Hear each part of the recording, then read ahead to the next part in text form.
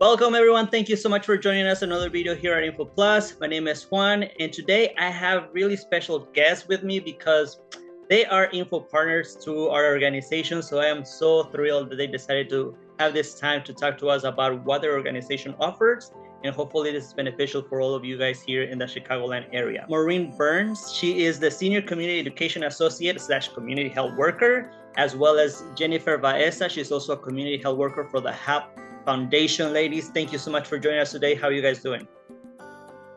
Doing good, thank you. Thanks so much for having us, Juan. Awesome. So I want to start to see if you guys would like to do a little brief introduction of who you guys are, what is your role, and how do you guys ended up at the HAP Foundation? Yeah, absolutely. So I'll start by just saying that the HAP Foundation is a nonprofit that's focused on expanding access to and quality of serious illness care. So that's kind of like our mission. And then Jenny, I don't know if you want to just talk about how you've recently started at the HAP Foundation. Yeah, of course. Thank you, Maureen. So I'm Jennifer. Hey, everybody. I recently just started with the HAP Foundation. I'm super excited to be with this organization. Great. That's amazing. So can you guys tell us a little bit more about who the HAP Foundation is? What should the community know about your organization? And I understand, Maureen, that you are located in the Rogers Park and West Ridge area, while Jenny is in the more north and south Lauderdale, Villita sort of suburbs. Is that correct? Yes, that is correct. And so just to understand a little bit more about the HAP Foundation, we are a new organization, but we bring with us almost a 40-year history. So this organization grew out of what was previously called the JourneyCare Foundation. So JourneyCare was a nonprofit provider of hospice and palliative care, so end-of-life care. And the former JourneyCare Foundation was sort of like the community education and fundraising arm of that organization. And then when that organization, JourneyCare, was purchased by a national company, we kind of broke off and started our own organization, which is now the HAP Foundation. HAP just stands for Hospice and Palliative Care, but our mission really includes all serious illness care. So we right now have 3 CHWs. As you said, myself, I'm on the north side of the city, so I live in Rogers Park. Service East and West Rogers Park and sort of surrounding north side communities. Jenny's on the west side, north and south Lawndale. And then we have a third colleague, Candace, who's on the south side, Chatham and Inglewood. And then in the future, we hope to add CHWs in the suburbs because the HAP Foundation hopes to serve the whole state of Illinois. That's awesome. Yes, we need more CHWs all around the state. So good luck with that one. I hope that it comes true. Can you explain me a little bit of what exactly is the role of the community health worker with the HAP Foundation? How do they work exactly with the organization? Absolutely. So the HAP Foundation has, different divisions, different departments, and we're in the community education department, which is made up almost entirely of CHWs. And so our role is really to be that connection to our communities. So each of us lives in the communities that we're tasked with serving, which I think is important because we have sort of that shared, lived experience. And basically, most of our work is community education. So you'll find us out at libraries, senior centers, schools, health fairs, and basically we give free presentations that touch on serious illness. So we might do a presentation that explains what is palliative care? What is hospice care? What are the differences? Who's eligible? How do you access care? And then we also do things like advance directives. So even if you're healthy, have you taken time to record what you would want in an emergency situation if you couldn't speak for yourself? So filling out those legal documents.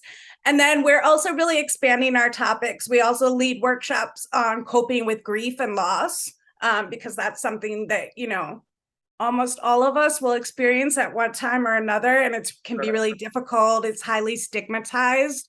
So that's the majority of what we do is really education based. But then additionally, as we come across people in the community, if they have needs, if they need help, we can also connect them to resources. We try and partner with CHWs like yourself and organizations like yours, so that we kind of are able to direct people when they need help. Awesome. That's very important. And I love the fact that you guys are helping educate people, because sometimes, especially I want to say personally in the Hispanic community, we don't really think too much about those sort of topics.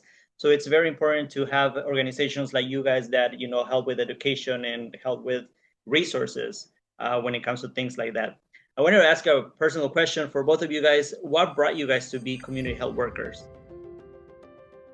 Well, I can start and then I'll let Jenny offer her thoughts too.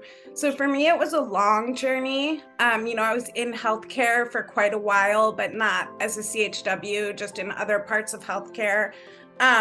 And I really had a lot of personal experiences that were not great with the health system. So situations where I could have used an advocate or someone to kind of, guide me, help navigate through different processes. So basically, I really didn't know what a CHW was until maybe 2020. And I saw that at that time it was JourneyCare. They had an apprenticeship program where they would hire you, train you to be a community health worker, and then you would, do this education on end-of-life care.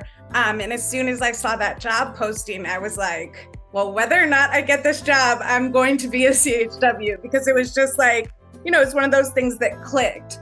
Like, this is what I should have been doing, a healthcare role where you really make an impact and where your lived experiences, kind of the struggles you've gone through, are really your strengths. Right? A lot of jobs, they don't want to hear about maybe a personal struggle you had, but as a CHW, that really informs our work.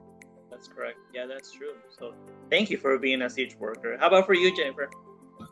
I also had a very long journey. So I started off in business, and I ended up in healthcare. So it was a long journey of mine to come this way. But I actually started in Rush as an oncology navigator, and I also work with a lot of people who did for mammograms and just informing. I guess in a way I was already kind of like a community health worker, but only for more like cancer patients, in the cancer patient role.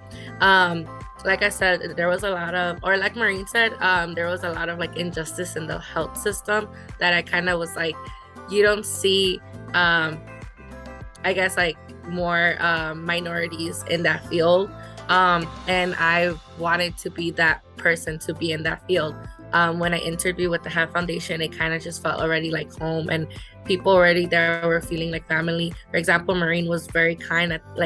Till this day, she's a great someone I look up to and someone I'm definitely following under her wing. But yes, I'm definitely super excited to be here and with the HAP Foundation as well.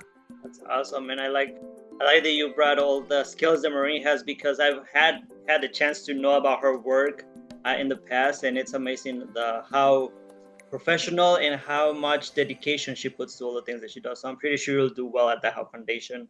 One of the things that you brought up, it was barriers and injustices, and we will come up to that topic because there are a couple of barriers, and I want you guys to, if you can help us differentiate and understand those barriers in a little bit. But before we do that, going back to the educational classes and educational presentations, if an organization wants to get in touch with you guys so that you guys can come up and do a presentation, how would they go about that? Yeah, so that's a great question. And we definitely want people reaching out to us. We are willing to come anywhere and really talk about these subjects. So one thing I would say is they can email us. Jenny and I each have our own emails. So that would be one way, to contact us via email. You can also check out our website, thehapfoundation.org, and you'll see in the events section different flyers for upcoming presentations if you want to attend. It is funny sometimes how it works out. Sometimes someone may attend a presentation that we give and they're in the audience, and then they'll contact us and they'll be like, I really like that. Would you come do that, at my place of business or, in my community? So word of mouth is definitely key. So now let's go back to the racial disparities. I want you guys to, if you can help us understand, what are those? what should the community know about those, and what are the barriers in regards to racial disparities? Yeah, so I think when we talk about healthcare in general, right, and our society in general, we know that there are disparities, right? We know that they exist and that there's unequitable, unequal care, and that certain populations are impacted, by certain health issues to a greater extent than others. And many times, that's due to the current and past legacy of, racism, xenophobia, colonialism, all these horrible things that we all have to sort of grapple with. End-of-life care is no different. I think there's a lot of reasons for that. A big one is medical mistrust. If you've had bad experiences where your doctor disrespects you or doesn't listen to you, doesn't take you seriously, doesn't manage your pain well, it's hard to then trust those doctors and healthcare people at sort of your most vulnerable moment, right? If you have a serious illness. So that's one. And then I think another big piece is stigma and education, right? So a lot of people in my community, and my community is pretty diverse. We have a lot of different ethnic groups and a lot of recent immigrants and refugee populations. And a lot of people in my community, they have never heard of hospice and palliative care, or they don't know what it means. Hospice care is really end of life. So you have a terminal illness, you have a diagnosis that, these curative treatments are not working. So it's more about quality of life and keeping someone comfortable, supporting them and their family members. But palliative care is a little bit different. Palliative care, you don't necessarily need a terminal illness diagnosis, and you don't have to stop curative treatments. So for instance, if you're diagnosed with cancer, you could be fighting the cancer, getting chemo, and at the same time, you could get palliative care. And palliative care would really help to address your symptoms, so pain or other symptoms from the cancer. And then as we know, chemo can be really grueling. So the side effects from that chemo, lack of appetite or things like that. These are things that a palliative care team can help with. And so I think that distinction is important in a lot of communities. So that's a big thing. And then definitely, language capacity, immigration status, for folks who are undocumented. I recently found out that in Illinois, we have that somewhat new program for undocumented seniors. So people who would qualify for Medicaid, if not for their immigration status. That's a new program that's just expanded to people, I think, 42 years and up.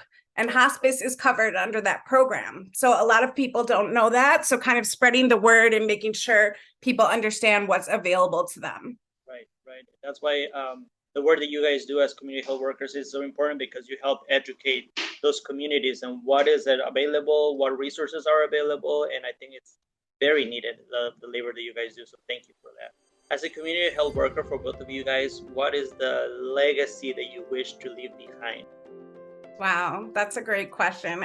Could probably go on about that one for a few hours because there's a lot of things that I hope to make an impact on. I'm very, very passionate about health equity and social justice. And I think the CHW role, that's a part of our work.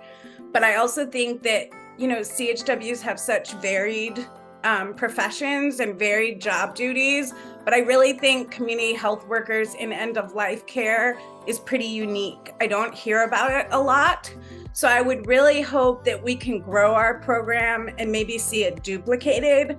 Because when you're talking about serious illness, you're talking about death and grief, there is a lot of stigma with that, right? People don't want to talk about it, but oftentimes when they don't talk about it, they don't have resources, they're not able to process their losses, and it can be very isolating. So I think as CHWs, we have a real opportunity, right? To come in the communities that we live in, the people that look like us, we speak their languages, and really kind of be that bridge to address some of that stigma. How about yourself, Jennifer? I definitely agree with Maureen with everything that she just mentioned. But I think in my role, I would say I definitely want to make a legacy in a way that I guess my nieces are I have two nieces, so a 6 and 8-year-old, and they're just like, they're already observing what I've been doing throughout my years in healthcare, and they see it as they're like, I want to be a doctor. I want to do that. And like, I guess in a way I've been the role model, and they've seen everything I've been doing. They go to the events that I hosted previously, and they just seen and I would like introduce them to like doctors and coats, and just like for them to see that, there's actually like, black and brown doctors. They're like, oh, this isn't like what I watch in YouTube or what I watch in like Netflix. Like, there's people that look like me in this field, and they're kind of just like, they're like, oh, Titi Jenny, like we have the same color, like, and I'm just like, yeah, mama, like you could be a doctor, you could be a nurse, you could do whatever you want. That's amazing. And I like the fact that you bring them to the picture, because many times they ask me like, why do you like doing what you do? And I always say, I sometimes feel that I do it for future generations. For some reason, I feel that the work that we're doing is for them, so that it's a better place for the people who's coming after us, and exactly. I think as community health workers, we already are planting the seed for them to have a better place. So that's amazing that you look at your role and think of them as well. So now I wanted to transition a little bit about other events and opportunities that the HAP Foundation has. And I know that one of them that you guys are going to be having, it's going to be in October. And I believe it's called the Butterfly Run event. Is that correct? Yes, so the Butterfly Run event, walk run, will be in October. But basically, this is really focused on pediatric patients and their families. So a lot of times people think about serious illness care, hospice care, and we think of elders, older folks. But serious illness can strike anyone at any age. And so we do have a pediatrics department. And each year they host this Butterfly Run. It's really a way for families who have had children that have experienced a serious illness. Some of those children may still be with us and some may not. They may be deceased. This is a way to kind of run in their memory and run for them. Awesome. And before we leave, I know there is a monthly virtual gathering of CH workers that I am part of too. And then I appreciate being there, and because there's a lot to learn, and you facilitate this group. So I wanted to see if you would like to extend the invitation to other community health workers or other partners that would like to attend this group and this meeting monthly. Can you tell us a little bit about the group, and then how can they get in touch with you? Yes, that's a big, huge yes. We definitely want to invite people to join as participants and as featured speakers. So basically this group just kind of grew out of the fact that when I started at JourneyCare, myself and my colleagues, we did a 40-hour CHW training through SUHI. And we had other classmates in that virtual training with us who were CHWs from around, Chicago and the suburbs, employed by many different organizations. So we decided to keep it going. So it started with that group of people. We meet once a month virtually. It's mostly, CHWs, promotores, CHRs, but you don't actually have to be employed in our profession to join, right? You just have to care about the health of communities and respect what we do as CHWs. So it's a free group. It's casual, come when you can. We've also recently opened it up to like a more national audience as we've met CHWs from other states. It's great to learn from, the commonalities and the differences across different communities. So if people are interested in joining, they would just email me again and say, I'd like to be added to the invite list. Right now, my colleague Candace and we kind of rotate. Each month, one of us is in charge of finding a speaker, picking a topic. And then once Jenny is a little bit more settled, because she just started, she'll also be a part of that. So we'll facilitate as a group to make sure we're getting a good wide range of different topics and speakers. That's awesome. And I love joining them. So keep it coming, keep it coming. I hope it grows. We love having you there. We're excited to feature Info Plus. What is it going to be in October? November, yes. Almost. Well, Maureen, Jenny, thank you so much for joining me today. I don't know if there's any final words that you guys would like to tell the community in regards to the HAP Foundation. Any social media that you guys would like to share. This is the time. Yeah, definitely. So thank you so much for having us. I would say for people to check out our website. We're also on Instagram, LinkedIn, Facebook, and Twitter. We're grateful to be here. We're grateful to be doing this work, right? There's nothing like doing work that really matters to you and that can really help people in tough moments. So if anyone out there is listening and is interested in thinking about an advance directive or learning about serious illness care, we're here for you. We're here to support you in that and help you. And yeah, I think that's all I have. Awesome. How about yourself, Jennifer? I am definitely going to second that. If you guys want to follow us on all social medias, that's definitely give us a thumbs up. And then our website definitely at the HAPFoundation.org, and we're more than happy to be here. Thank you so much for our info partner, the HAP Foundation, that allow us to do this with you guys. That's it. Till next time, thank you so much. Have a good one, you guys. Thank you for everything. Thanks. Bye.